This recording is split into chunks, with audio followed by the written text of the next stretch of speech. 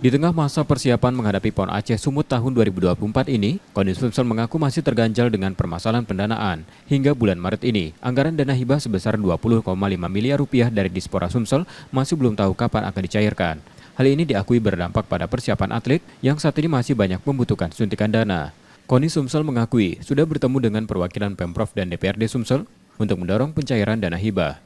KONI Sumsel mengakui terhambatnya pencairan dana hibah tahun ini merupakan dampak dari kesalahan dari pengurus sebelumnya yang memang tidak memenuhi syarat pencairan dana di DPRD. Secara prinsip memang mengganggu, tetapi inilah kebijakan yang akan diambil oleh KONI nanti.